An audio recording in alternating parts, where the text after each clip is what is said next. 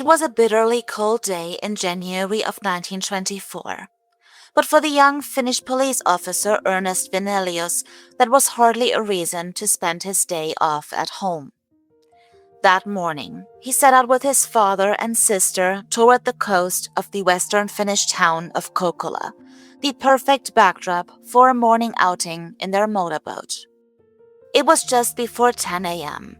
The rising sun reflected off the clear water.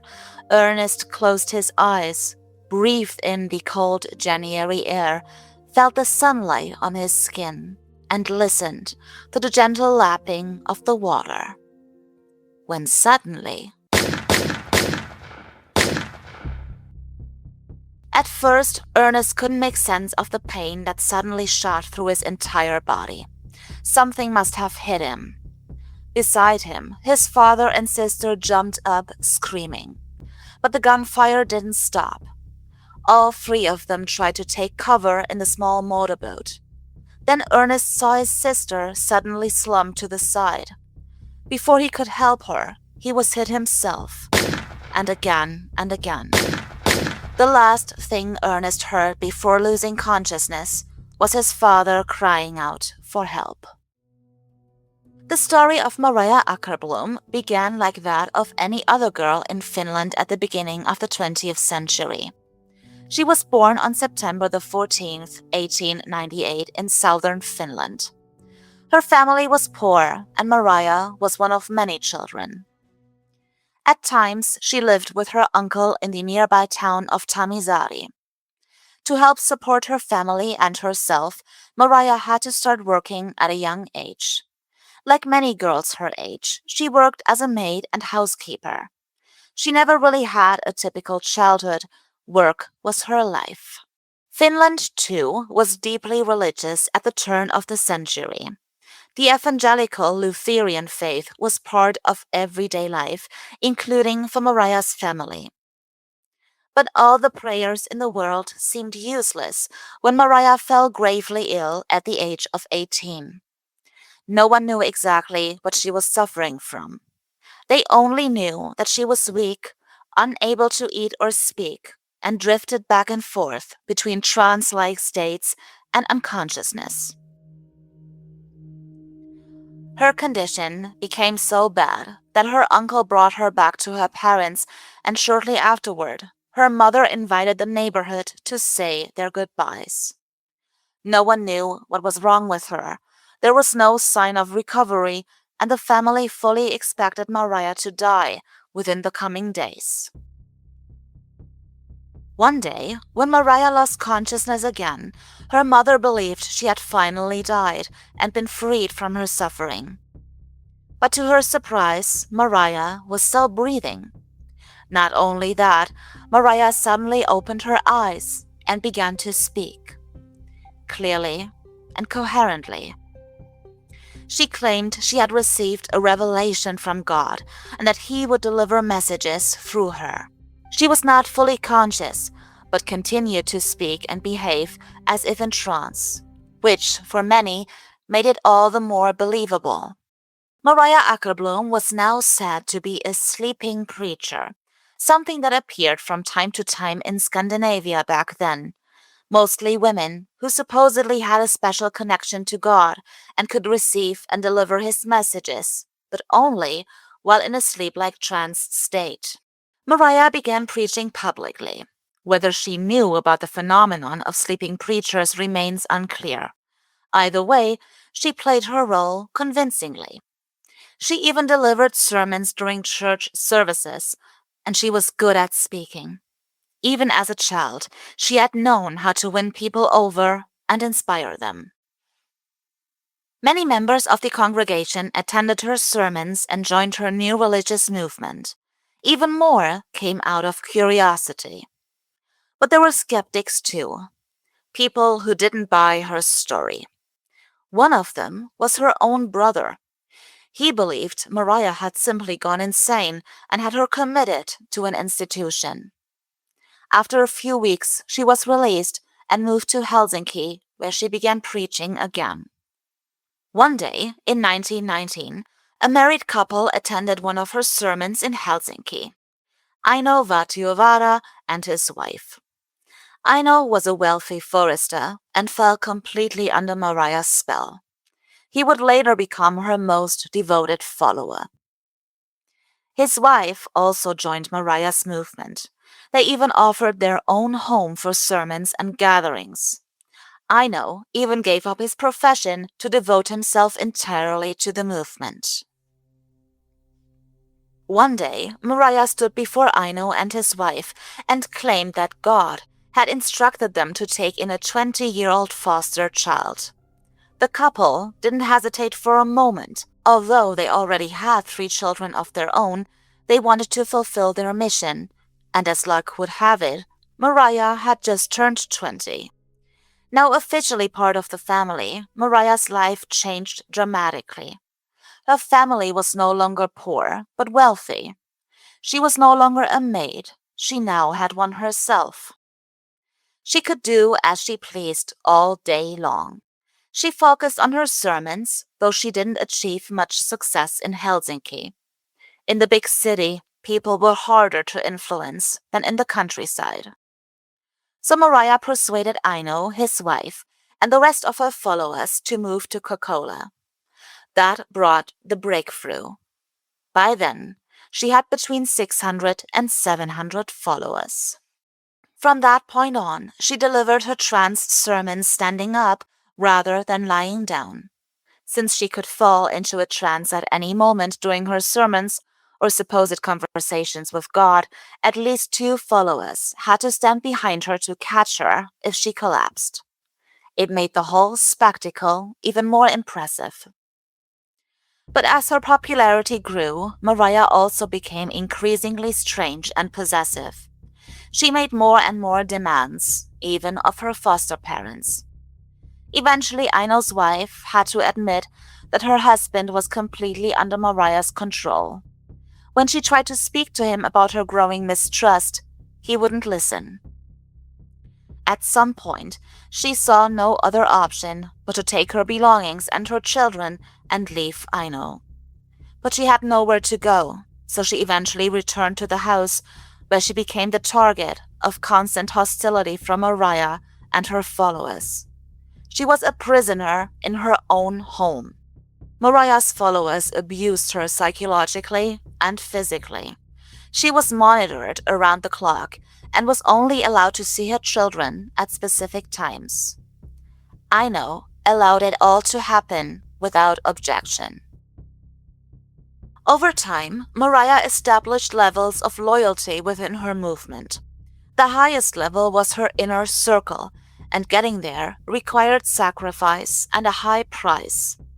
Isolation from the outside world, absolute loyalty, and blind trust in her words and actions. Around that time, the movement built a new house for Mariah. 2 stories, 19 rooms. The money, resources, and labor came exclusively from her followers. But suspicion toward Mariah Akerblom and her followers also grew within the community of Kokkola. In 1919, when Mariah and Aino stood trial for allegedly abusing a stable boy, they encountered an angry mob as they left the courtroom. And such confrontations were no longer isolated incidents. They were constantly subjected to insults and hostility. Rumors spread that followers who expressed doubt or asked too many questions were abused and systematically broken down. Theft in town increased. Mariah used this to her advantage, convincing her followers that they were being persecuted for their faith. They needed to isolate themselves and fight outside influences. And, she claimed, the end of the world was coming soon. They had to prepare. Mariah Akerblom seemed unstoppable. Her eloquence and charisma drew people in like a magnet, but she had underestimated police officer Ernest Venelius. In 1922, Mariah was walking her dog along a country path when she encountered farmer Franz Honka riding his horse. Honka knew his horse was afraid of dogs. To scare the dog away, he pretended he was about to throw stones at it. When Maria saw this, she snapped. Out of nowhere, she pulled out a gun and fired at the horse. No one, not even the animal, was injured. Honka declined to press charges. Nevertheless, Maria was brought to trial. Officer Ernest Vinelius refused to let the incident slide and pursued the case relentlessly. But the trial turned into a disaster. More than 20 witnesses came forward, claiming they had seen that Maria had not shot at the horse, that the farmer had shot at the dog. All of them were Maria's followers. But Vinelius remained persistent, continued investigating, and was able to prove that most of the witnesses who claimed to have been present hadn't even been anywhere near the scene at the time. Her followers were not afraid of committing perjury. After this incident, things began to heat up for Maria in Kokkola. Palestine was said to be the ultimate destination. They had to go there. Her followers sold all their possessions to finance the journey, but they only made it as far as Helsinki. The funds ran out, and the money was just enough to purchase a small estate for the group, which now consisted of nearly 220 people. Here too, Maria repeatedly came into conflict with the law, mostly for theft. And always close on her heels, Ernest Vinelius. Maria began writing secret letters to her foster father, Aino. That police officer had to go. Next to her message, she drew a pistol. Aino understood the hint. He hired a hitman, but the man double-crossed him and disappeared with the money. Next, her followers attached an explosive device to Ernest's motorboat, but they lacked the expertise. The bomb never went off. But then came that January day in 1924. Acting under Aino's orders, several followers lay in wait behind warehouses along the coast of Kokkola. When they saw Ernest paddling past with his father and sister, they opened fire. 4 bullets hit Ernest, 2 hit his sister. Their father remained unharmed. Other boaters nearby rushed over to provide first aid. While Ernest and his sister were taken to a hospital, the 4 attackers fled. Doctors managed to save both Ernest and his sister. The investigation proceeded at full speed, and within 48 hours, the 4 perpetrators were identified and arrested. All confessed during interrogation, stating they had acted on Maria Akerblom's orders. Even so, the investigation dragged on for years. The movement's solidarity was unshakable, making convictions difficult. Maria Akerblom spent more than 3 years in pre-trial detention and attempted several times to escape. Her most spectacular escape attempt occurred in June of 1927. Even in prison, she managed to charm certain guards into granting her small favors. She succeeded in having a wooden bathtub placed in her cell. One day, during a routine check, a guard discovered that Maria was gone, along with one of her followers who had been imprisoned in the same facility. A search of her cell revealed a large hole beneath the bathtub, leading directly into the building's basement. Outside the prison, another follower was waiting and drove the 2 escapees to Tampere, a city about 110 miles from Helsinki. Maria's destination was the movement's main estate in Helsinki. The final 110 miles separating her from her destination, she covered inside a laundry basket. She was petite and hid easily among the laundry. The basket was shipped to Helsinki as express freight. No one noticed a thing. But her plan had not been thought through to the end. Police had already assumed she would eventually show up there. About 10 days after her escape, officers arrived and Maria was arrested again and returned to prison.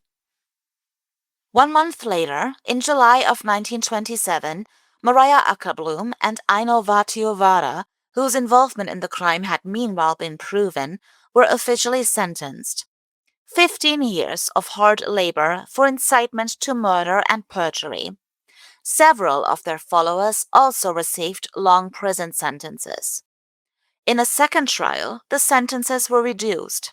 12 years for Maria, 8 years for Aino. Even from prison, Maria tried to keep her movement alive and maintain control over her followers.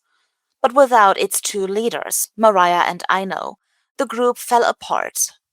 Many turned their backs on the movement, also because the end of the world Maria had so dramatically predicted never came. Some joined a new sleeping preacher named Hilda Harris, who referred to Maria Akerblom as a false prophet. When Maria was finally released from prison, she found herself almost entirely alone. Only a few loyal followers remained. But her ability to persuade people was still intact. She used it to enter the sales business. Shortly thereafter, she worked with a successful businessman named Lindquist and managed a farm. Her remaining followers were forced to labor there without receiving adequate water or food. When her business partner Lindquist died, she continued running his business, driving it into bankruptcy in 1978. Despite everything, her last remaining followers were devastated when Maria Akerblom died on February the 25th, 1981. She left them nothing, not even a penny. That was episode 6. The Sleeping Prophetess.